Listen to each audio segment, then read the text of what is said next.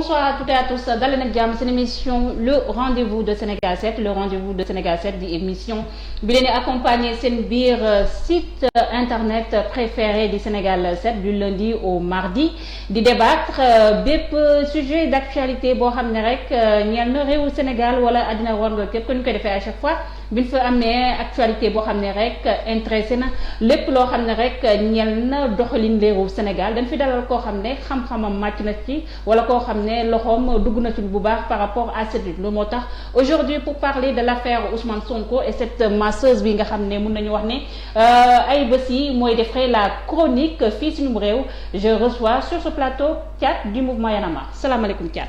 maaleykum salaam Dia maa lay nuyu di nuyu ñëpp ñi seetaan di wax ne waxtaanu jàmm. allahumma amin Thiat ñu dugg suñu vif du sujet comme ni ñu koy defee à chaque fois maaloon ko annoncé à l'entame de l'émission tey jii dinañ def focus bu am solo par rapport ak mbir bi nga xam ne moo dox ci ki nga xam ne mooy Ousmane Sonko ak cette ma sœur di Adji Sarr mu jiñ ko li nga xam ne mooy viol ak menace de mort mu nekkoon benn sujet d'actualité boo xam ne mënoon a nekk fait divers mais dafa mel ni comme dafa am beneen tournant politique bu laxasu si boobule sujet si boobule actualité noo jàngatee mbir bi ak retombées yi nga xam ne am na ci.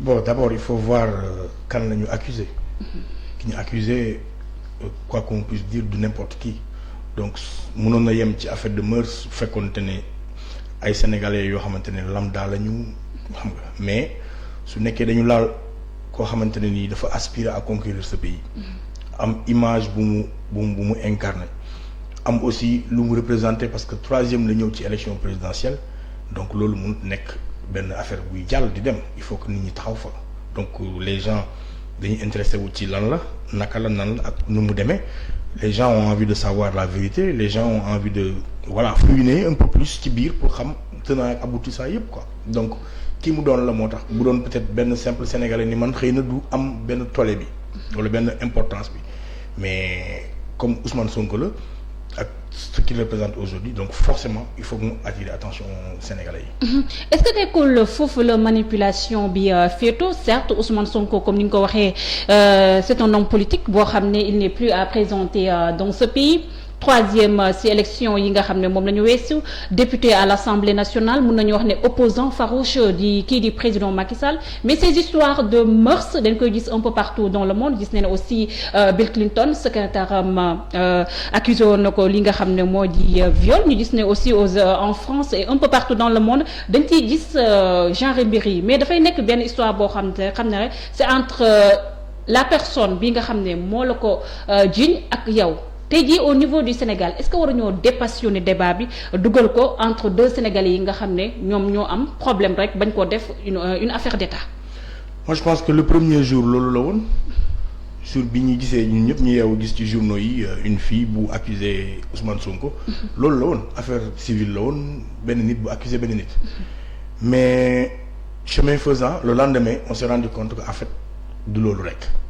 sur quelle base. sur la base bi nga xamante ne ni Ousmane Sonko def na conférence de presse pour quand même un peu parler avec ses militants ses sympathisants ak les Sénégalais expliquer leen un peu moom sa version des faits bi mu ko defee le lendemain on a vu que ces militants dañoo affluer ñëw seen siège ce qui est le plus normal ci lu gën a normal au monde et l'État du Sénégal paniqué wanewaat encore mëninam yónni fa ay forces de l'ordre entre guillemets pour nee nañ disperser la foule. est-ce que mën nañu wax ne état du Sénégal moo paniqué wala Ousmane Sonko le leader de PASTEF chef de parti politique nekk ci opposition bi moo utiliser histoire personnelle am boo xam ne rek da ko lié ak benn jigéen ci histoire de mœurs mu dem ba politiser l'affaire. non je suis désolé au contraire. parce que c'est pas le PASTEF de Ousmane Sonko moom leen accusé de viol. Oui, mais c'est la personne de Ousmane Sonko qui est impliquée dans cette histoire aussi Thiat. je suis désolé c'est pas Ousmane Sonko bi am njaboot la ñu visé sur cette affaire là c'est Ousmane Sonko l'opposant qui est visé en réalité c'est ça la vérité kenn mënu ko dinaay kenn mënu ko dindi loolu moom mooy dëgg soo xoolee ni fee yi demee cette fille là tout ce qu'on raconte sur ci débat bi accusation de viol. La fille comment est-ce qu'elle a eu la possibilité de sortir tard ci guddi gi période couvre-feu kan moo ko jël si ki ko jël si ko am doole la ci réew mi parce que man mii mënumaa génn guddi yow mii mënoo génn guddi kon ku fi génn guddi ku ne am nga mbaxane wala am nga loxo bu gudd. Comment cette fille a pu sortir le soir pour dem seeti un docteur une fille boo xam ne elle est non instruite jàngul naka la mënee bind une plainte aussi bien libellée man mënuma ko bind. tu vois dafa bëri ay faits déjà rek bu ñu taxawee foofu waxaguma la affaire politique bi mais bu ñu taxawee. fait wala suspicion. non les faits c'est les faits moo nekk Ousmane Sonko li ñu koy ji non loolu fait loolu accusation bi. Moi je ne parle pas de l'accusation mais je parle de la démarche bi indi accusation bi. Une fille le soir qui a la possibilité de sortir au-delà de 22h 23h période couvre-feu kan moo ko génne fi mu nekkoon nan lañ ko jëlee fa mu nekkoon une fille non instruite naka la mënee bind une plainte aussi bien libellée tard ci guddi gi et tard ci guddi gi mu dem ba mun koo yóbbu dem hôpital defi test bi nga xamante ne pour nga def ko il faut nga fay plus de 200 000 moom elle a un salaire de 40 000 francs mu jiñ quelqu'un ci bu ñëwee ci fait bi maintenant mu jiñ koo xamante ne dafa soxla réewu Sénégal nekk farouche et unique peut-être opposant de Macky Sall ci li ñu gis ces dernières années mu accusé ko de viol répétitif viol yoo xam ne dafa c'est répété neexul téye ci xel neexul téye ci xel encore une fois man j'ai jamais voulu en tout cas ñun Y'en a marre on n'a jamais voulu nous attarder sur l'accusation en réalité parce que dañu jàpp ne accusation boobu noonu ñaari citoyen la mais ni nguuru Macky Sall utiliser accusation bi contre l'opposant politique ñun loolu moo ñu tax a taxaw. mais pourquoi vous dites nguuru Macky Sall parce que dans cette histoire de mœurs da ngay gis ne carrément l'État du Sénégal amul benn yoon benn communiqué def na ko par rapport à ça da ngay gis ne sax ñu bëri sax nee nañ kii di président Macky Sall sur cette affaire da ngay gis ñoom boo leen ooyee sax sur les plateaux de télé dañuy bañ a ñëw bëgguñ cee wax. donc lan la si Macky Sall laale aussi. looloo gën a firndeel seen le fait qu'il soit. est-ce que nekkul foofu la manipulation. looloo gën a wane nag ne seen loxo nga ca biir le fait que ñu am ci mutisme noppi ci quand est-ce que ce régime là ñi nga xamante ne ay wax la ñuy def des gens yoo xam ne ils ont des insulteurs légaux. mais ils ont d'autres priorités la Covid est là. bàyyi ma ñëw Covid musul nekk seen priorité on va traiter une question après une autre mais mu ñëw ils ont leur insulteur légal Macky a créé ce job des insulteurs de la République ñi am salaire xam ngeen leen. Ces gens-là takkuñu seen ay rajo nekk di wax loolu mooy prouver que ne y a un complot et que ils sont dedans démarche bi ni mu demee depuis le début ñëw bunkeriser Ousmane Sonko def ko këram ñu tëj ko fa état de siège mu ci buntu këram maanaam domicile lañ ko tëj dañ ko comme loolu ñu doon gis ci yenn république yi yàgg yi ñàng yi comme aujourd'hui ce qu'on voit en Ouganda ak Museveni ak l'activiste qui voulait être président et tout yooyu nga xam ne dañ ko doon dégg. ñu tëj la si biir kër téye la foofu noonu ñu ne dér na waay PV yeeg plainte bi yeeg démarche bi ni mu mujjee ni ñu ko fokkatee ci loxo gendarmerie alors que gendarmerie ñu ngi doon def seen liggéey ba commencé démanteler ñan ñoo nekk ci bopp complot bi parce que en fait suñu jàppee la fille enquête ko enquête ba xam kan moo ko jël si guddi enquête ba xam ban l'avocat moo ko bindal plainte bi enquête ba xam ban médecin la seeti ça veut dire que ñi ngi démanteler la source ñi ngi ñëw ñi ngi xam poursuite bi nu mu demee procureur xëcc ci dossier bi ne gendarmerie bàyyi leen dem jébbal ko 8e cabinet procureur mooy kan c'est qui le procureur Macky Sall mooy procureur du Sénégal c'est ça Macky est le procureur de la République parce que moom mooy décider li ko procureur di jàpp ak procureur comme dul jàpp ak yenn poursuite mooy am kan la ñuy def na donc tout cela nous renseigne que dafa am politique bu ci biir et politique boobu Macky ñun mënuñ koo d'accord mënuñ koo may suñu réew fi mu toll nii que l'État du Sénégal utilise ñun lu ñu moom ñun muy suñu police muy suñu force de l'ordre muy suñu justice di ko def yatam bu muy dóoree ay opposants ñun loolu mënatuñ ko nangu. On a appris du passé l'affaire Karim Wade par exemple c'était une demande sociale forte demande sociale que de ramener l'argent du contribuable bi ñu ne dañ ko sàcc ñoom ñu takk seen ay rajo à l'époque Amath Dansokho dem si yàlla ñeneen ak ñeneen ne waaye autant de milliards peuple bi yëpp toog di xaar milliards yooyu noonu ñu utiliser suñu appareil étatique jël Antoine mi jox ko ay xaalis bu dul jeex ak roplaan mu wër àdduna bi yëpp ñëw indiwuñu 15 jàpp ñu kenn lu dul def deal ak complot génne Karim Wade ba tey xamoo yow sur quelle base la ñu ne jënd waaye Khalifa Sall d'accord ñu accuser ko encore moom it mu ñëw mais on a vu que la procédure ni ñu ko defee baaxul déglu ko sans ses avocats CEDEAO kaas kërëb ñun ñëpp peuple bi ñun ñëpp nous sommes complices ñëpp ñu toog ne non c'est l'affaire des politiques mais cette fois-ci on ne va pas laisser faire on a appris de ces erreurs là duñu ko nangu bi yoon duñu ko nangu affaire Ousmane Sonko Adji Sarr Ousmane Sonko citoyen sénégalais ak Adji Sarr dama bugg mu leer. Adji Sarr citoyen sénégalais. moom laa la wax da nga bugg mu leer dama bugg mu leer amul sénégalais bu buggul loolu leer. mais li ñu buggut mooy Ousmane Sonko président Pastef état du Sénégal nasaxal ko jaar ci prox ndollu benn accusation pour mën a éliminer un opposant ñun loolu lañ ne duñ ko d'accord. mais Thiat su ma la déggee bu baax wala sax su ma ànd ak yow ci thèse du complot bi wala sax la main invisible du président Macky Sall. elle est très visible elle n'est même plus invisible elle est très visible cette main. elle est là cette main.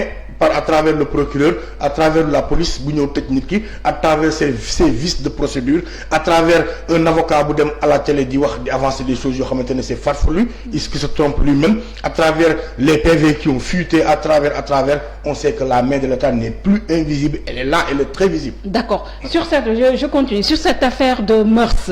ñu gis ne aussi Bassirou Diomaye Faye nga xam ne mën nañoo wax ne c'est un proche de kii nga xam ne mooy Ousmane Sonko nga xam ne sax ci conférence de presse am bi kii di Ousmane Sonko muy xamal ne l'opinion nationale et internationale alerté woon nañ ko par rapport ak rek état bu Sénégal ñu ngi koy jéemal tegal ndëgg sërëx mais Bassirou Diomaye Faye il a été beaucoup plus loin ci émission bi nga xam ne Babacar Fall dalaloon na ko dimanche bi passé muy wax ne kii di Ousmane Sonko alerté woon nañ ko bu yàgg par rapport ak salon de massage boobu donc est-ce que loolu rek résumé wul la li nga xam ne président Abdoulaye Wade wax na ko ci kii nga xam ne mooy Ousmane Sonko di xam ne dafa rek wane li nga xam ne mooy inexpérience wane li nga xam ne mooy faiblesse ak manque de prudence aussi est-ce que moom tamit il s'est pas jeté tout seul dans la gueule du loup aussi Thiat. xam nga man je suis pas un militant de Pastef et je ne suis pas là pour ñu défendre Sonko Bassirou Diomaye je pense que c'est une personne très avisée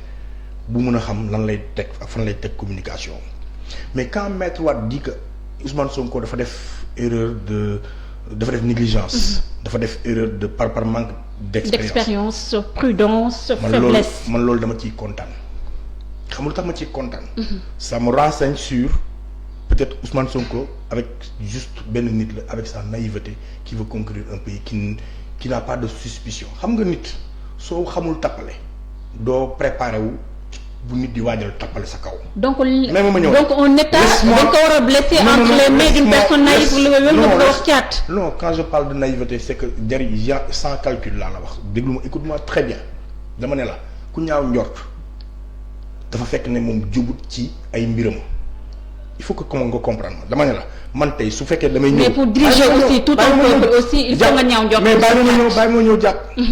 man bu fekkente ne fépp dama fa gis théorie du complot c'est parce que man comploteur laa xam nga la situation de Macky Sall elle est très claire Macky Sall tey bu ñu nekkoon ci benn situation dañu naan kii c'est un récidiviste il est coutumier des faits ndax Idrissa Seck jiñ na ko fi ne moom moo ko dëggaloon ndëgg sërëx à l'époque ñëpp seetaan nañ la vidéo ñëpp xam nañ moo ko defal Karim moo ko defal Khalifa ñëpp xam nañ ne moo ko defal képp koo xam ne yaa ngi politique fii ci mim réew tout le monde le sait donc moom kaam clair la mais Sonko sénégalais simple la man je ne sais pas de défendre ay salle de massage wala autre chose nee naa la loolu dossier ay avocat mun nañ ko défendre seen bopp mun nañ ko layal seen bopp man dama jàpp ne su fekkee ne Abdoulaye Wade def ko ne yow tu es naïf bu fekkee def ko ne amoo expérience politique mais expérience en quoi la ko wax amoo ko mooy expérience en complot loolu laa la wax ne la loolu au moins man xam naa ne kon këy la kii. non je pense pas expérience en. mais noonu laa ko déggee. mais expérience en homme d'État. man déedéet. en homme d'État waxul loolu. je pense que maître Abdoulaye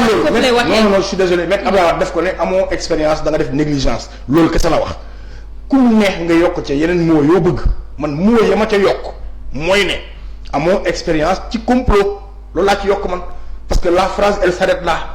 Sénégalais bu mu neex na nga interpréter ko nu mu la neex ku mu neex nga ne amoo expérience homme d'État amoo expérience politique amoo expérience man dama ne amul expérience en complot ak ay théorie de complot loolu laa jàpp man. d'accord ku mu neex aussi nga utiliser autre chose man noonu laa ko jàppee. d'accord mais Thiat. bu ñu dépassionné débat bi rek teg Ousmane Sonko en tant que chef de parti muy représenter aussi un projet de société bu am solo surtout par rapport ak l'excellent espoir bi nga xam ne jeunesse sénégalais yi nga xam ne sénégalaise bi nga xam ne mu nekk un peu partout diaspora ak même ceux qui sont dans l'intérieur du pays ñu ngi koy nourrir autour de sa personne est-ce que loolu ne serait pas ça rek waroon na tax ba mu jëlee yooyu menace entre guillemets nga xam ne Bassirou Diomaye Faye wax na ko wala moom sax étalé na ko lors de sa conférence de presse mu xool si ñi ñooñu gën a prudent aussi. oui mais prudence ci lan par exemple bu fekkente ne c'est avéré que day dem foofu pour faju pourquoi amul prudent man comme par exemple waruma dem hôpital kon Ousmane Sonko bu demee hôpital daan teg pour faju il est en danger. mais suite bi ci doon hôpital non même ma ñëw mais dama ne la bu fekkente ne son intention c'est d'aller se soigner ba keroog ñu établir que ne loolu mënut nekk wala loolu amut parce que il a posé des papiers sur la table c'est pour sa défense ba keroog ñu établir que ne la ko fay yóbbu du loolu mais pour man bu fekkee damay dem fenn pour faju ñu naa ma moytul fi ngay fajoo mais man du ma leen faale parce que damay faju ji bu dee leneen moom fa yóbbu loolu leneen la mais je veux juste dire par là que ne bu ñu la avertir ne la y a un complot sur toi y a des trucs que l'on prépare ci yow mais mënoo xam fan lay ñëwee quand les defkat buy def suy préparé pour ñëw sa biir kër ngay toog. mais Bassirou Diomaye Faye a justement dit que alerté woon ne ko par rapport à ce salon de massage bii mu doon. bon loolu xaw ma Bassirou bon loolu ñoom peut-être ils pourront s'expliquer là-dessus parce que man yëguma loolu. xaw ma loolu mais li ma xam ba xam ko daal mooy ne su nekkee ne day dem ci salle boobu pour faju man de su ma doon dem benn salle pour faju ñu ne ma bàyyil salle bi ngay fajoo te ma fay gis sama bopp parce que maa ngi faju di wér damay continuer di fa dem lu ma fa fekk ma xam ne maa ko gër lu ma fa góobee gar ko parce que damay dem ma faju ji. maintenant kan moo am njëgum tappale loolu rek ça résume et ça renseigne sur beaucoup de choses tey aujourd'hui tey boo toogee ñu ne la fii ngay dem di fa fajoo jee gars yi xam nañ ne yaa ngi dem fii vous pensez que Ousmane Sonko xamul ne les gens le surveillent pour man loolu c'est en sa faveur à Ousmane Sonko parce que quand il sait que lui mooy l'opposant le plus farouche et qu'il est suivi par les radars il est suivi par les renseignements généraux il est suivi lépp lu mu def dañ koy topp di ko seetantal muy dem benn bërëb kon jàpp naa ne bërëb boobu defe yu fa lu ñàkk fayda parce que bu fekkente ne xam na ne fii nii moom bu fa duggee def fa lu ñàkk fayda mooy ça il court à sa perte kooku je ne pense pas qu'il puisse prendre ce risque là avec tout ce qu'il incarne aujourd'hui bu fekkente ne loolu c'est une erreur fatale et loolu duñ ko baal ñun Sénégal moo tax nous voulons que cette histoire egg ba au bout pour que ñu xam fan la vérité bi nekk loolu ñun dañ ko souhaiter parce que dañ bëgg a xam en réalité qu'est-ce qui s'est passé ñu bëgg nañ ko xam mais loolu pour mu am il faut un procès équitable mais ci li ñu gisagum ni procès équitable mënul la am mënoo gis une plainte contre X ñu bëgg a lever immunité parlementaire kenn. te alors que loolu la non. dinañ si plein de choses quoi. dinañ si ñëw ñu décidé ba tey si maître Abdoulaye Wade ak it kàddoom muy xam ne ni carrément que il soutient néanmoins malgré quelques faiblesses yi nga xam ne fësal na ko si njiitu Pastef bi nee na mu ngi soutenir kii di Ousmane Sonko te muy jox ndogal digal député bi pour bu ñu rek bokk si ñi nga xam ne ñooy lever li nga xam ne mooy immunité parlementaire mais dafa am ñoo xam ne dañ cee am beneen lecture politique buñ ci def. dañoo jàpp ne kii di président Macky Abdoulaye Wade dafa sax mel ni kuy enfoncer kii nga xam ne mooy Ousmane Sonko. waaw Wade il fait de la politique boo ko gisee mooy je profite des situations pour placer wu damier la. jeu d'échec la chaque individu profite d'une situation ou des failles de l'autre pour mën a teg ay pions. il est dans son rôle d'opposant man bon nee nga d'aucuns l'ont interprété comme ça. mais d'autres mën nañ ko interpréter autrement. xam nga interprétation moom boo ko xasee ba indi rek mooy ku ne na nga ko xalaatee la man je veux qu'on m'arrête sur un fait mooy que ne il a demandé à ses députés de ne pas voter la loi loolu c'est très positif ça va peser sur la balance parce que je pense que député PDS yi noo mun ci wax xaw nañ am nuñ toll j'ai vu que Malick Gakou aussi tu vois ak ñeneen xëy na loolu mais avant nga yegg sax ci mbirum leve kii lu Wade wax les députés du PDS mais d'abord est-ce que une plainte contre X am nga droit yow lever ci immunité parlementaire quelque si loolu laa bëgg ñu ñëw déjà Adji Sarr moom Ousmane Sonko le porte plainte ñëpp xam ne Ousmane Sonko le porte plainte léegi ñu gis ne carrément le procureur changé mbir bi def ko plainte contre X donc cette levée d'immunité parlementaire est-ce que mën nañu wax ne c'est légal? Non, c'est illégal. Parce que X n'existe pas à l'Assemblée nationale tamit. C'est illégal d'abord pourquoi s'empresser de récupérer le dossier ci gendarmerie gendarmerie mi ngi def liggéeyam nañ ko bàyyi mu démanteler lépp li xew enquête préliminaire parewul nga récupérer le dossier instruire ko comme juge ça veut dire que yaa am na lu lëndëm quoi loolu yëpp moom moo tax ñëpp jóg ne non attends ku ndóbbi rek sa maam nga boo gisee lu ñuul daw et c'est ça qui a alerté les Sénégalais bu nekkoon dafa yem ci gendarmerie ñuy l'enquête di l'enquête kon ni nga ni xëy na sax tey man jàpp naa ne mbir mi leer na man jàpp naa la parce que gendarmerie quand même loolu la mënut a waxal ils sont forts et très forts même le passé nous l'a démontré. Maintenant quand l'État utilise notre appareil maintenant pour mën a jël benn mbir soit il cherche à étouffer un truc loolu benn option la soit il cherche à trouver beneen parade pour mën a génn ci pour une issue la ñuy seet encore en tout cas encore une fois et li ci gën a grave man tey ji ñun en tant que mouvement citoyen nous allons même essayer de voir comment faire pour déposer une plainte contre la séquestration de Adji Sarr parce que pour ñun Adji Sarr aujourd'hui elle est séquestrée par les comploteurs elle est séquestrée cette fille-là elle vit pas dañ ko nëbb dañ ko denc kenn xamul fu mu ne. mais si Adji Sarr boobu laa bëgg ñu ñëw sax balaa ñuy kooku parce que yaa ko wax balaa ñuy ñëw ba tey desandi ci assemblée nationale à lever immunité parlementaire bi mais ñu bëri dañoo jàpp ne yéen waa Y'en a marre wala sax ñi nga xam ne ñoo féetoo ci kujje politique ci kii bi ci société civile da ngeen a penché wu trop ci côté Ousmane Sonko. te mbir mi dafa opposé deux Sénégalais. Donc yéen ñi nga xam ne da ngeen di ooyee seen bopp Y'en a marre nekkal fi peuple sénégalais donc quelle est votre position par rapport ak kii nga xam ne mooy Adji Sarr parce que quoi qu'on dise moom ba tey Ousmane Sonko nu mu amee présomption d'innocence moom tamit noonu la ko amee. dëgg état de droit ak démocratie ñun fa la ñu féetee. kese nee naa la. Adji Sarr ak Ousmane Sonko. mais bu ñu gisee seen communication. nga ñu wax ne carrément que état dafa complot ainsi de suite dafa mel ni comme vous avez déjà condamné la fille. non on n'a pas condamné la fille. nous n'avons pas jugé l'affaire.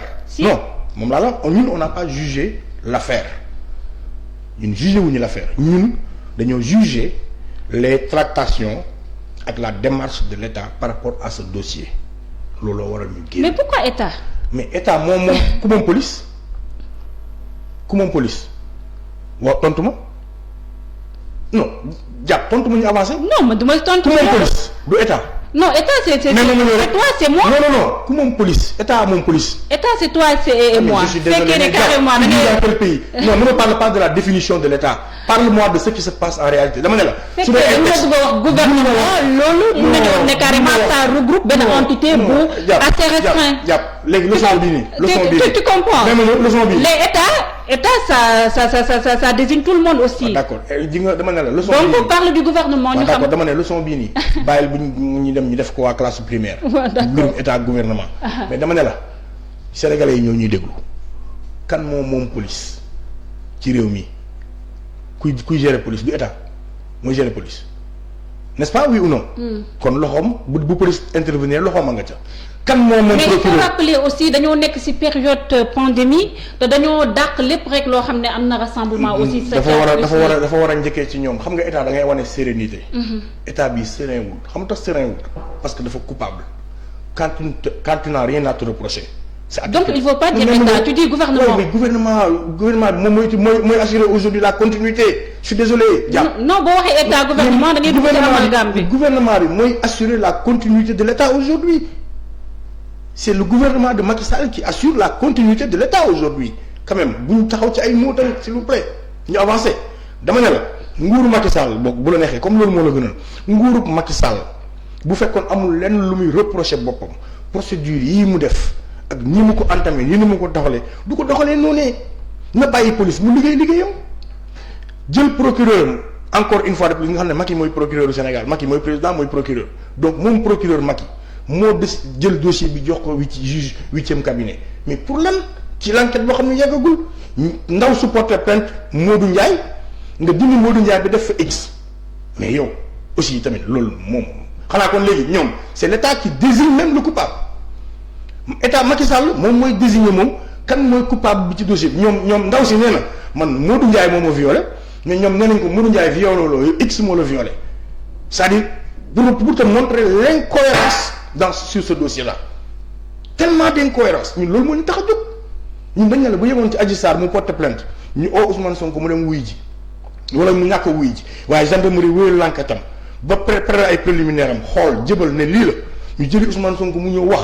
ñoom ñaar ñu dem taxaw tribunal yàlla xam na ne damay toog sama kër seetaan comme sénégalais yépp mais manque de soutien bu ñu seetlu c'est seen démarche vis-à-vis de la fille. mais Thiat quelle fille dama gis Adji Sarr man je la connais pas mënu ma ko gis xaw ma fu mu nekk boo ma wanee fu mu nekk ma seeti ko. mais ngeen def sa benn communication. boo xam ne daf koy permettre pour mu génn aussi. kon tu es en retard pour mu génn aussi. kon tu es en retard mais wax nañ ko ñun on a dit nous demandons à ce que la famille de Adji Sarr prenne ses responsabilités ñu génneel leen seen doom parce que cette fille là li muy dund instant bi xam naa ne war na métti trop te lu tax état bi nangul xale bi génn pourquoi elle donne pas de conférence ñi waxtu ak nii c'est parce que dañ ko nëbbu lu tax ñu nëbbu ko. Ils vont prétexter que c'est pour sa sécurité. Non, c'est parce que cette fille, elle n'en peut plus. Sous Diano Tassat Hibari, elle va dire toute la vérité. Elle n'en peut plus. Elle dira toute la vérité. L'autre, nous devons écouter. Haraba fait du tribunal. Enquête am contre enquête am. Avocat vous allez voir. Parce que c'est encore un enfant. Elle a besoin de. Ah, mais un enfant, d'une considérer affaire de il faut arrêter avec ça. Sénégalais, vous voulez nous cette affaire d'Aïs, c'est un enfant. Un enfant de def limudef. Il faut qu'on arrête. Non, attends. Je n'accable pas la fille. Mais vous êtes en train de la condamner. Non, vous êtes en train de la condamner. Je suis désolé. Non. Il y a un jugement de valeur sur la fille. Non. Attends. Un enfant de ligue de salle de massage. Il faut qu'on arrête. Baïlen, dit c'est une khale là. Non. Je suis désolé. Khale de ligue de salle de massage. Elle est encore jeune. Elle est encore jeune. Oui, elle est encore jeune, mais du khale. Elle est encore jeune, mais du khale. Le truc médical, le dossier médical. D'où il y a une société civile le dossier médical. Prendre en compte la dimension psychologique de cet enfant aussi. Pourquoi le dossier médical, il n'y a pas eu de viol, il n'y a même pas eu de rapport sexuel, il n'y a même pas eu de sperme. C'est ça que le dossier médical a révélé, oui ou non? Donc, la fille, je vais défendre.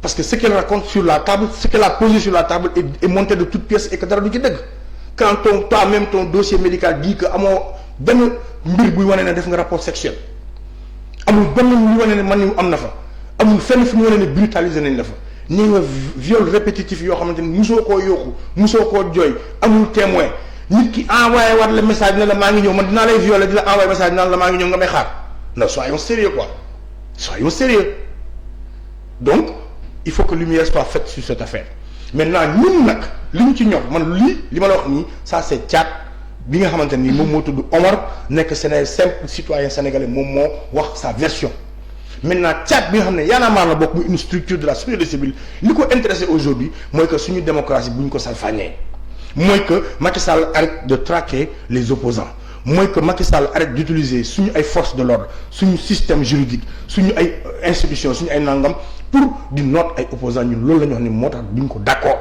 voilà loolu moo ñu yëkkati le reste suñu yoon nekku ci duñu militant Sonko duñu sympathisant Sonko wala autre chose ñoom ils font bien leur travail ñu ngi koy wane bu baax a baax ci internet bi ak ci mbedd bi mag yi xam na ci dara mais li ma bëgg wax boo wax la ko mooy ne ñun société civile li ñu ñor mooy dëgg bi jib et que ku nekk respecter les droits de chacun et que aujourd'hui les droits de Sonko sont bafoués amuñu droit tëj ko bu mu ko risé ko ci ay ab koñ ne doo ko ni ko doo génn ñu koy seet si sax ñu leen di aay aujourd'hui yow umpale nga les gens de Sonko sont traqués partout la police est en train de les traquer ñu leen di jàpp fekk leen si ay kër yi fekk leen ci ay conférence de presse di leen jàpp mais si l'État n'a rien à se reprocher. Mais qu'est-ce qu'ils ont fait? Qu'est-ce qu'on leur reproche? Qu'est-ce qu'ils ont fait?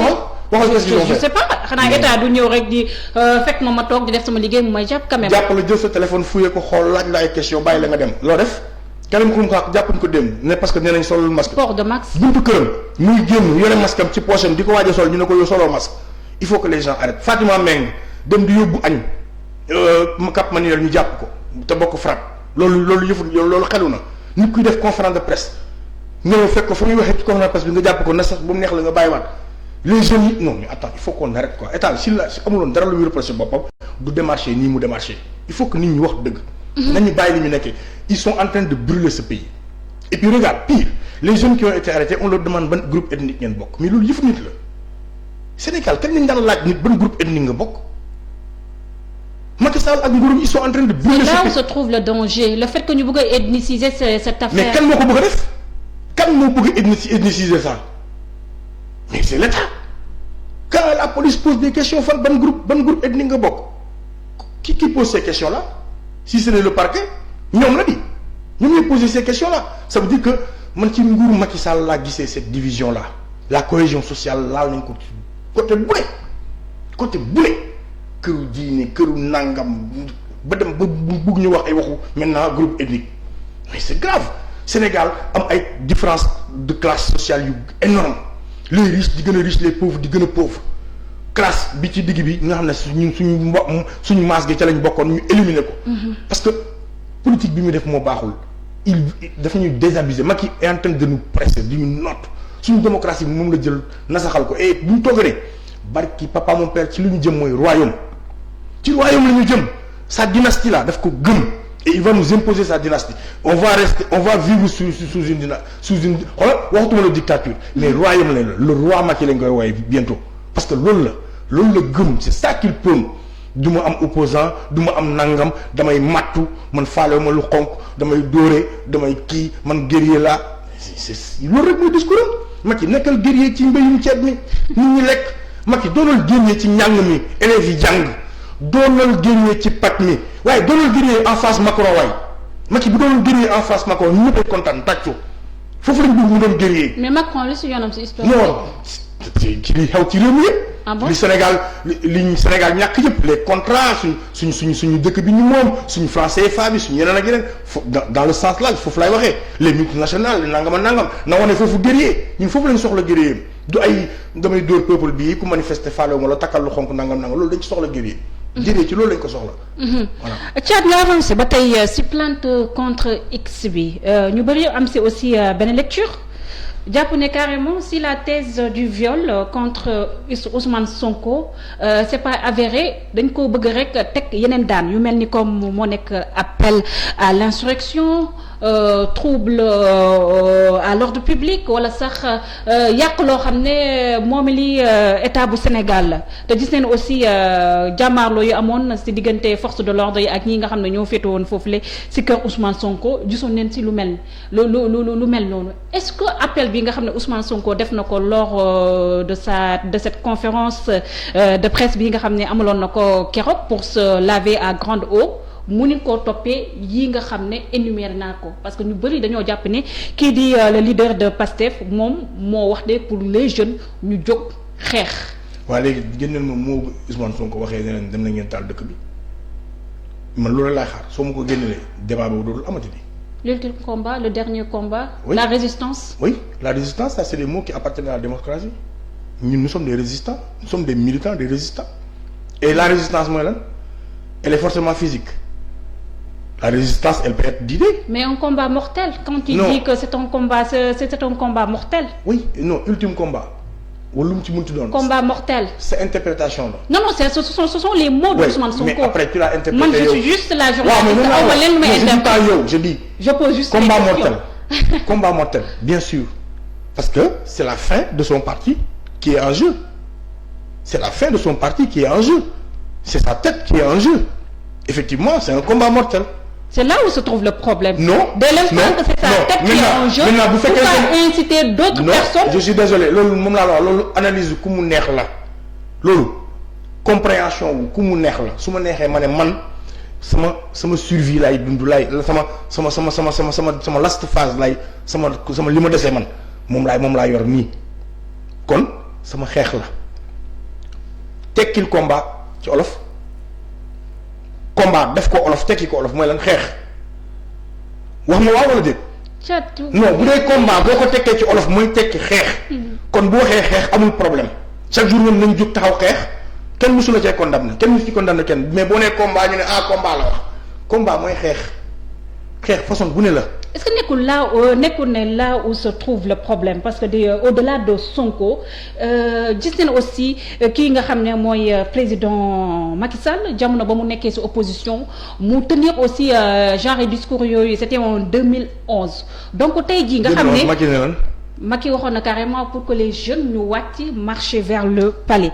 yaa ngi comprendre moo nekk rek. jàmmaarloo bu buggee toog palais dañuy dem fekk ko palais génne ko. voilà waaw loolu la waxoon naa ko voilà. donc tey jii la même chose est en train de se répéter avec Ousmane Sonko ñu gis ne aussi avec ces lots de violence nga xam ne amoon keroog bee passé tey est-ce que jotul les politiciens wala ñi nga xam ne yéen a féetoo ci mouvement société civile yi ngeen amaat beneen discours bu ngeen tenir population ne serait-ce que même sax pour la sérénité aussi du pays aussi. non ki war a tenir discours bu baax ki war a serein ki war a nekk Sénégalais ci jàmm moom mooy Macky mais Macky loolu la teniroon ba mu nekkee opposition dafa mel ni comme dafa mel ni comme caat dafa mel ni comme yéen waa ji bu nekkee opposition lu mu def rek baax na bu nekkee président lu mu def rek da ngeen koy xalab parce que même discours yi Ousmane Sonko tenir mun nañ ko reprocher Macky Sall jamono ba mu nekkee opposant aussi taxawal Macky la mu waxoon bi mu nekkee opposition Abdoulaye Wade su buggee forcer sa 3e candidature on va marcher au palais génne ko fa kooku ba tey wax jooju dafa valable ces mots là dafa valable ba tey d'ailleurs à chaque fois je le lui répète je lui dis Macky si tu veux forcer tey loolu moom loolu lay wax déglu ma ne ko si tu veux forcer ta 3e candidature nous ferons ce que tu nous avais conseillé en 2011 mooy marcher au palais génne la fa kon wax jooju moom amul benn problème dafa valable ba tey wax bi gaaw kay mooy en tant que président de la République ton pays manifeste pacifiquement takk morso bu xonk pour xamal la ne condamné ngeen leen bu ngeen takkee lu xonk man faalewuma ko kon kooku moom moo bugg violence kooku moom mooy woote insurrection c'est Macky qui a appelé à l'insurrection parce que bu dee interprétation lañ nekk rek man bu ma waxu Macky laa gën a interprété ne mooy insurrection que waxu Ousmane Sonko parce que Ousmane Sonko daf ne combat mortel la boo ko tekkee ci olof mooy xeex bu. parce qu'il n'est plus de l'opposition. lu ma rek xeex la combat moo la buy tekki xeex Macky nag moom daf ne su ngeen di manifester takk lu xonk faalewuma ko ut leen beneen façon yi xeex kon kooku nee na ñun kaay leen ngeen ñëw ci tali bi ma jàmmaarlu ak yéen man boobu laa interprété noonu waxu Sonko bi nee laa ko interprété bii nii laa ko interprété parce que ci interprétation la ñu nekk encore beneen. kan moom mooy cokkaas nit ñi kan moom mooy génne policier di mate nit ñi ak di yuuxoo di nangama nangam c'est Macky bu ay militants Sonko ñëwee rassemblé wu buntu kër Macky buntu kër Sonko mais laisse-les faire galanterie élégance bàyyi leen c'est des militants ils viennent voir leur leader dafa nekk ci tolof dañ ko accusé ci mbir ils ont peut-être besoin de savoir bàyyi leen bu ñu fa ñëwee 11h ba 16h gisuñ kenn police ñëwul okk leen kenn waxula ñoom kenn defula ñoom dara ku ne di nga ñibbi mais ñi ñëw ngay gis ay police ñu sol ay chars de combat dugg ci ay mitrailleurs yore ay affaire mais tu provoques c'est la police qui a provoqué la foule je ne dis même pas la police mais c'est cet état qui a provoqué la foule parce que la police elle ne reçoit que des ordres malheureusement suñu police bi ndeysaan dama leen yërëm parce que ñoom ñoo gën a sonn ñëpp donc quand l'État vacille quand l'État n'est pas serein elle se traduit par ses actes ak ay actam nag lu dul ay violence ay gaffe ay bavure ay conneries bêtises yooyu rek la ñuy def yooyu kese la ñuy def mais si état bi amul noonu lenn lu ñu reproché boppam pourquoi envoyer la police pour disloquer ay militants yi ñëw taxaw te alors que Diouf Sarr ministre de la santé moo njëkk a def manifestation di inaugurer ay pont il faut qu'on arrête quoi moom deful tournée économique Macky Sall ànd ak ay motaaram ay délégation am di dem il faut qu'on arrête nañ sérieux quoi la pédagogie par l'exemple. mais justement nañ sérieux mais way Thiat dafa am mbir boo xam ne nit ñi dañoo leen xaar aussi yéen mouvement Y'en a marre nga xam ne quoi qu'on dise mën nañu wax ne yéen a gën a nekk mouvement boo xam ne da leen di gis depuis des années au devant de la scène ngeen di assurer bu baax lépp rek loo xam ne ñeel na nekk ni doomu aadama yi ngeen prôné woon de nouveaux types de citoyens nga am sax ay sketch yu am solo yoo xam ne da ngeen ko def ay capsules te xew ñu gis ne aussi je vais pas dire les gens de Sonko mais les jeunes qui étaient là toj neen saccage neen lakk neen ay biens yoo xam ne sax laalewul benn yoon ak mbirum état bu Sénégal ay personnes lambda ñoo ko moom dem sax bay lakk ay biens yoo xam ne mën nañu wax ne la France moo ko moom pour ne pas citer li nga xam ne Auchan ak Total ñu bëri di la leen xaar pour ngeen dénoncer mbir yooyu wu tax vous n'avez pas apporté une dénonciation claire pour condamner farouchement ces violences. xam nga loolu lan laa si dénoncer pourquoi l'État du Sénégal au sortir de ces événements-là n'a pas protégé les Sénégalais muy protéger les structures françaises man loolu laa ciy condamné beneen bi mooy les jeunes yu def loolu noonu xaw ma fu ñu bokk mais man ànduma loolu cautionné wu ma loolu je ne cautionne pas la violence côté bu mu munti jógee je ne cautionne pas ñu yàq ay biens yu jàmbur ni ay biens publics. mais est-ce que nekkul ne carrément comme ni ngeen àndee ak sa yeneen mouvement société civile dénoncer lii nga xam ne da ngeen jàpp ne c'est un complot sur la personne de Ousmane Sonko wu tax mbir yi ba mu xewee jógu leen aussi taxaw dénoncer aussi ce qui a été fait par ces jeunes aussi. moom la wax boo xoolee Aliou Sané wax na ko partout man mii wax naa ko partout on condamne fermement kuy yàq bien public ak bien privé loolu ànduñ ci parce que loolu ànduñ ci et jàpp naa ne lépp loo gis muy am small mooy full dina am ay defkat yu ci ñëw rax di def leneen di régler yeneen compte yu dul yu bokkut ak la tax mbir ma jóg yaa ngi comprendre loolu day am moo tax ànduñu ci loolu d'accord ma ci loolu mais man du ma taxaw ci fee boobu damay taxaw ci li indi loolu li ko indi moom lay taxaw lan moo ko indi y a pas de fumée sans feu li ko indi mooy ay nit ñu ñëw taxaw di apporter seen soutien seen leader nga indi ay takk der pour mu am provocation c'est ça le problème nañ taxaw foofu nañu taxaw foofu parce que loolu mooy indi problème bi xeex ñaata koy def nit du xeexee boppam di xeex ñaara koy def su benn parti ñëwee taxaw beneen parti fekk ko fa jamaroo dina am su boobaa kii va calculer les dégâts et puis ñu traqué ay booy jàppaleen chargé leen comme ay criminels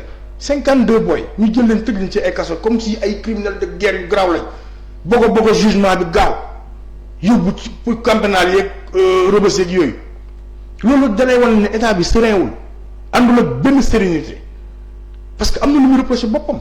mais et aussi ce sentiment d'anti-impérialiste bu ñu nemmeeku te sànq rek maa ngi koy sentir ci say kàddu le fait que ñu brûler Auchan ak li nga xam ne mooy Total est-ce que c'était la bonne manière. nee naa la yàq moom ànduma ci benn côté d'accord moo ñu yàq bien wu jàmbur d'accord moo ñu yàq bien bu ñëpp bokk loolu ànduma ci mais boo ma nee sentiment anti-impérialiste loolu dañ bañ ñun ñii génération bi ñu juddoo ba léegi moom la ñu am et ce n'est même pas un sentiment. mais est-ce que loolu wax nañ ko traduire par la violence. mais itam jaar ñaata yoon laa lay wax ne la d'accord ma ci violence boobu d'accord ma ci ñu yàq bien public ak bien privé loolu d'accord ma ko. waaye ndax ñun bëgg nañ France présence am fii non ci nii non bëggee wuñ ko nii bëgg nañ képp kuy étranger nga ñëw investir ci suñu réew. mais mu équitable mu yem parce que aujourd'hui regarde couvre-feu bi y a que les business étrangers lay favoriser parce que ces business étrangers là ils ont des chaînes duñ ko yëg ñoom ñu xam nga ñoo koy yëg. commerçant bi nga xam ne moom amul fenn boutique fudul Thiès wala moom amul fenn boutique fudul Dakar. mais ki nga xam ne moom am na ay 159 000 boutiques ci dëkk bi kooku yëgul ko kooku yëgul coono boobu parce que état moo ko favoriser loolu mais c'est des frustrations il faut aller questionner d'où est né ces frustrations loolu ngay questionner bul questionner un acte il faut pas qu'on condamne les actes sans savoir lu ko causer nañ xool la cause y a pas d'effet sans cause les causes nag mooy ne suñu ay état et bi rawatina ci nguuru Macky Sall dafa wane wut fermeté ci suñu rapport par rapport ak ñu nag ci bitim réew rawatina ñu nag Macron su Macron waxee lii Macron wax loolu su Macron defee nii Macron def noonu c'est que yooyu moom moo tax ce sentiment là juddu kenn bañul un français non nii non un français ñun duñu ay raciste duñu ay nit ñu bon mais on n'est pas d'accord avec la politique française bi muy utiliser fii en Afrique et nous pensons que et les faits nous l'ont démontré la réalité nous l'a démontré la démarche nous l'a démontré et que Macky est un élément de la France-Afrique loolu nit mënu ko dindi de par sa politique de par sa démarche de par ni mu doxee il symbolise aujourd'hui la France-Afrique loolu mooy dëgg. Juste rappeler aux internautes yeneen seen biir émission le rendez-vous de Sénégal 7 ñuy waxtaanee mbirum Adji Sarr ak ki nga xam ne mooy le leader du parti Pastef Ousmane Sonko. Thiat ñu continuer ba tey rek waxaat si beneen mbir moo nekk rek wàllum Idrissa Seck nga xam ne mun nañu wax ne sa déclaration de patrimoine gis neen mu fuité.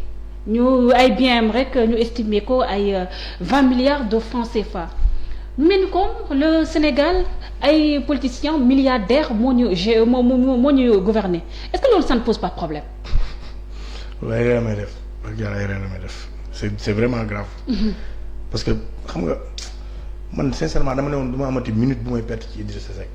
parce que bugguma ko quoi sama temps la daal moom du ma ko may une minute boobu noonu moo tax. man bëgguma ci wax quoi bëgguma ci wax parce que koo xam ne Sénégal defal na la lépp yow defaloo dara Sénégal. n'avez-vous pas comme l'impression aussi bu ñu amee lecture complot bi autour de cette affaire Ousmane Sonko dañ ko mettre rek sur la table pour étouffer aussi cette affaire de déclaration de patrimoine. non déclaration de patrimoine tu penses que Macky va faire quoi que ce soit pour protéger Idrissa Seck. Macky. vous pensez que kon mun nañ si am lecture après Khalifa Ababacar Sall après Idrissa Seck nga xam ne rek jël na ko enrôlé dugal ko ci biir état bu Sénégal mu ngi ba tey ci logique am ternir l'image de ses principaux opposants. Mais justement kan moo fuité loolu ki ko fuité c'est fait exprès. Au contraire Macky il aurait bien aimé que les Sénégalais s'attardent sur ça, sur cette question. Parce que Macky ne veut pas d'adversaire, ne veut pas.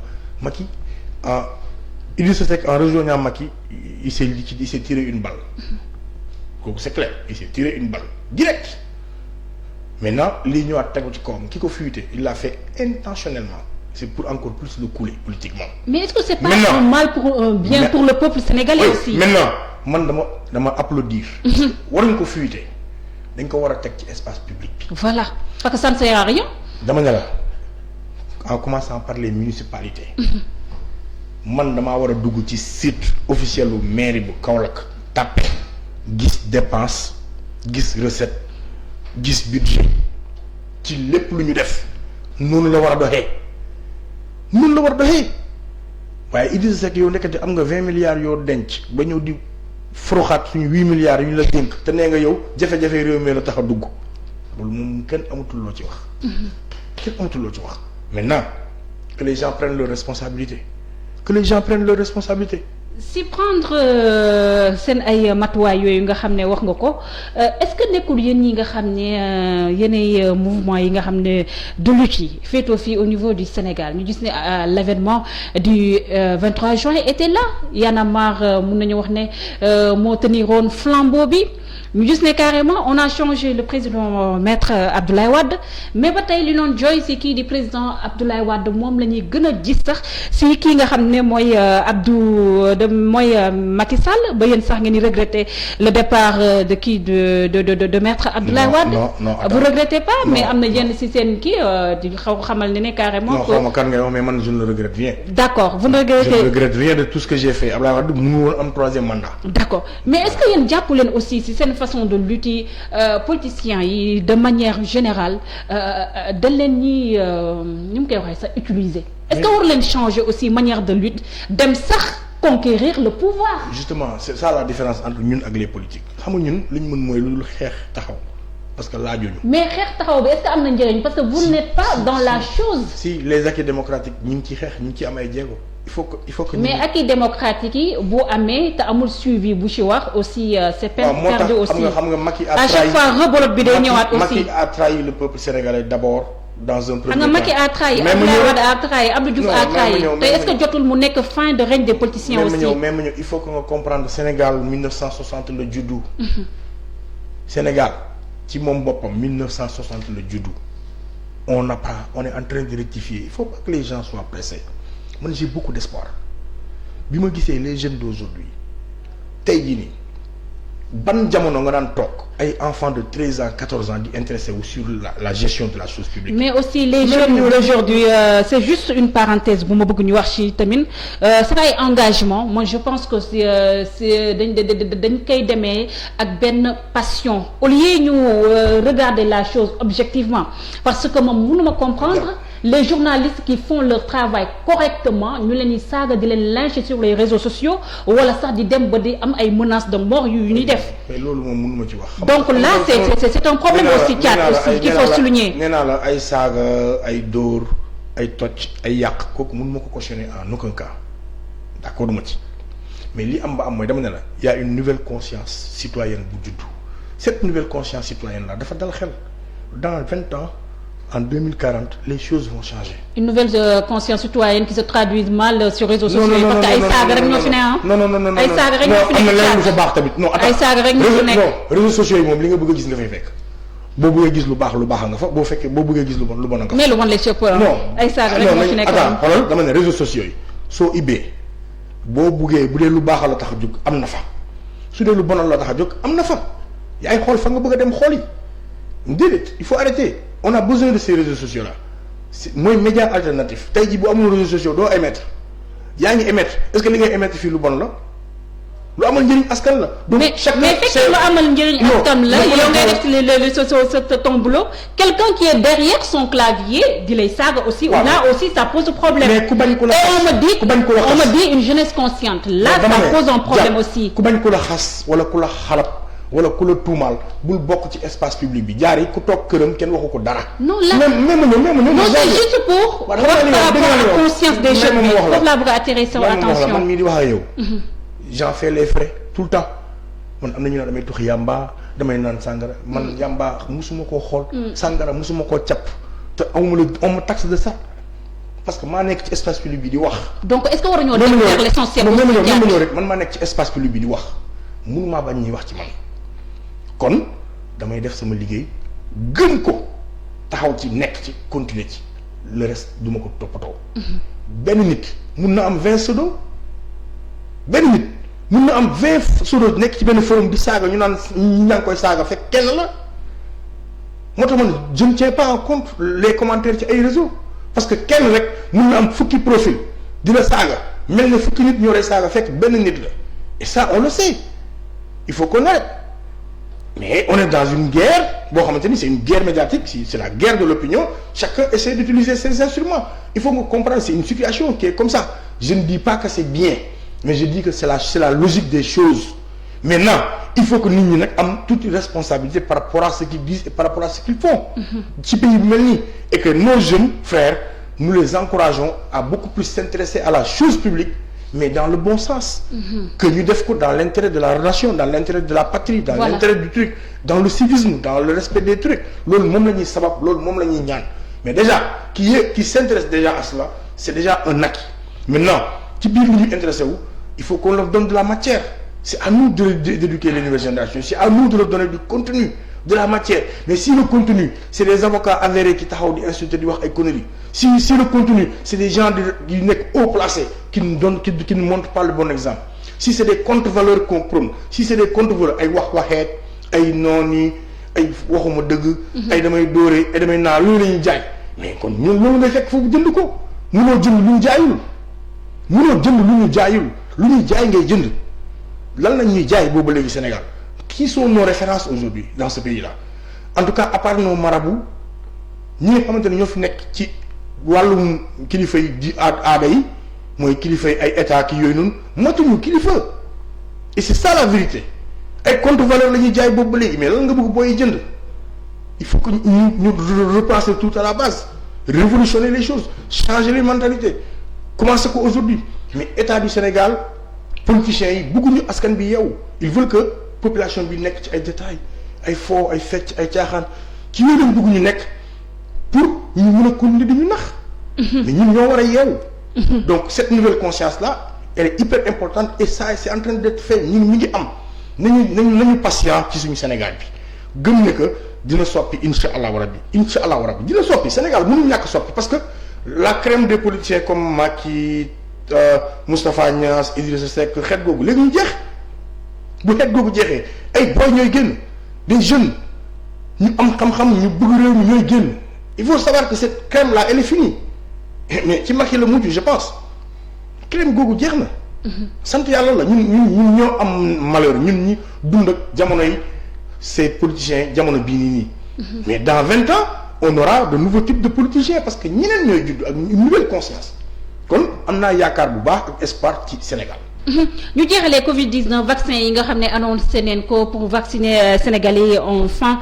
de février ban lecture nga siy def ak feebar bi nga xam ne fu mu toll nii mun ñu wax ne explosé na docteurs yi sax mënatuñ maîtriser cas yi les hôpitaux sont débordés est-ce que tey Sénégal ne gagnerait pas accepter li nga xam ne mooy vaccin yi.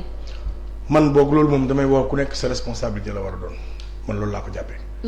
yow di nga ñàkk wala doo ñàkku caat du ma ñàkkoogum léegi. nga teg ko fan. non fi ma ko teg mooy wóolooguma ko. ok wóoluwuma ko parce que même tubaab bi ña ngay ñàkku seen cas yi di gën a yokk ñuy gën a confiné di gën a tëj di gën a dee. te ña ngay ñàkku. kon man gisuma urgence man dama jàpp ne y a d'autres solutions. D'ailleurs les scientifiques ont démontré que le vaccin n'est pas la seule solution. Il y a d'autres solutions. Et ces autres solutions là il faut qu'on aille vers et ñun Afrique am nañ ces solutions là. am nañ si bëri na reen yaa ngi fi xas yaa ngi fi gëm naa ko. ak pharmacopée baa ngi fi gëm naa ko. caat maanaam couvre-feu bi yëfu caaxaan la. couvre-feu bi nañ ci wax aussi ah. couvre-feu yëfu caaxaan la dama ne la. est-ce que nekkul moo explosé cas yi sax aussi. bien sûr Macky a pris des mesures yoo xam ne ñoom ñooy vecteur propagation virus bi toutes ces mesures là mooy vecteur propagation du virus bi mais yow couvre-feu boo xamante ni tey Kaolack am na ay cas Touba am na ay cas Diourbel am na ay cas Tamba am na ay cas feneen ak feneen am na ay cas te yow nee nga Dakar ak Thiès nga tëj. ak ndóol bu muy indi ci population bi le petit commerce aussi li mu waroon def je le répète encore une fois de plus li mu waroon def mooy lundi ba jeudi ñëpp vaquer à leurs occupations nga mettre les Sénégalais face à leurs responsabilités takk leen masque jël leen sanitizer jël leen saabu. samedi vendredi samedi dimanche nga def couvre-feu tëj bar tëj boîte de nuit fu nit di dem guddi. fu nit di dem mais kër goo xam ne ñeenti néeg moo fay am maam beeg xale yi fanaan góor ñi néegu góor néegu jigéen néegu xale yi loolu fa am. ñooy bokk lekk ñooy bokk naan mais secteur informel bi tu es en train de le liquider. te li gën a garaaw mooy ana suñu 1000 milliards ci première vague bi anam Mansour Faye lekk na ko nii ak ay xaritam mais c'est ça la vérité nee na bu pare nee na moom wuyu jiwul lekk na ko te nee na wuyu jiwul foofu lañ ci yem. Macky nee na ay expert am ñoo ko yor kii kan mooy expert Macky yow xam nga koy expert Macky wax ma ko jox ma benn turu expert Macky jox ma rek benn turu expert Macky ak lan la mus a def ci background am lan mooy background am dans un pays sérieux quand l'État convoque des experts il a le devoir de dire c'est monsieur X monsieur Z madame X madame Z ñu dem xooli référence yu ñooñu xool lan lañ jot a def ci wàllu woowee ñu nekk ay nit ñu xarañ ñu reconnaître ko ñëpp mun a d'accord. yow say experts yoo xam ne yaa leen jëlee fu la neex kenn xamu leen kenn xamul say experts. et puis comment est-ce que des experts en 3 heures de temps peuvent décider du sort d'un pays comme ça en 3 heures de temps nga ne da nga réunion plus de 3 heures d'horloge experts yi conseillers ne la defal couvre-feu nag franchement kan lañ yàpp. kan lañ yàpp il faut qu'ils arrêtent. Thiat merci beaucoup ça a été un plaisir de vous recevoir. man mbégte ak bànneex lay am à chaque fois su ma lay dalal. yow moom tu es mon frère. waaw Philippe ngi kontaan ci Sénégal di wax yàlla na yàlla. def votre mot de la fin sur l'affaire Ousmane Sonko. non sama mot de la fin mooy. que les deux parties yëpp ñu leeral. non mais franchement que. parce que le Sénégal en a besoin. sama premier message ça va à l'encontre de la famille de Adji Sarr. nañu porter plainte ki téye seen doom mu génne ko. dañ ko séquestrer. que cette famille prenne ses responsabilités ñu génne seen doom. elle est victime hein? elle est victime. de séquestration. aujourd'hui loolu mooy dëgg bi elle est victime de séquestration mooy benn point beneen point bi maa ngi ñaan yàlla mu leer parce que Ousmane Sonko dafa bëgg a yor Sénégal. kon ñun bëgguñu gàkk-gàkk am ci yoonam. il a moom ci boppam intérêt à ce que affaire bi leer te dañ koy ñaan. ça y va de sa crédibilité. même si la fille se débine même si le truc prend beneen tournure moom na dem jusqu'au bout mu leer. il y va de sa survie. de son image bu muy am demee ak ni mu war a yore réew loolu c'est important. que Ousmane Sonko ak équipe xeex ci bu baax. dama doon wax sama benn xarit ma ne ko kon de Ousmane Sonko. moom état du Sénégal xëy na seet na feneen fu mu ko mën a indilee lompoñ amuñu ko. mënuñ ko woon jaar feneen fu dul ci ay affaire de mœurs. c'est un peu rassurant. pour un homme politique quand même que mënuñ laa taxal ci ay affaire de xaalis et autre chose. maintenant l'image aussi d'un président quand même dafa war a set. kon na dem jusqu'au bout. Macky Sall ak nguuram nag nañu bàyyi li ñu bëgg a def parce que du jàll. nous n'allons pas laisser encore une fois ce pouvoir muy anéantir un opposant pour. tracé yoonu 3e mandat parce que Macky li mu bëgg a def leer na suppression des villes këlëb leen donc ko ñor mooy 3e mandat 3e mandat moom suñu mandat comme ñun ñoo ko moom te yow candidature doo nga am joxuñu la ko te duñu la ko jox foo ko munti jaar boo ko jaaree ci urne yi duñu la ko jox soo ko jaaree ci forcé ñu taxaw janoog yow boobu moom maa wax mortel combat boobu moom maa ko wax moom. mortel combat. boobu moom leer na moom. 3e candidature Macky Sall bu ko waxee ñi di pile. 2017 ñun ñu ngi buntu palais. Le message est clair merci Thiat merci yéen internautes yi yéen leen topp dañu suivre suñu page Facebook Sénégal 7 wala si YouTube bi Sénégal 7 j'étais avec Thiat de Y'en a marre on se donne rendez-vous demain inchallah beneen invité ak it beneen thème d'ici là prenez soin de vous et restez en compagnie de nos programmes merci.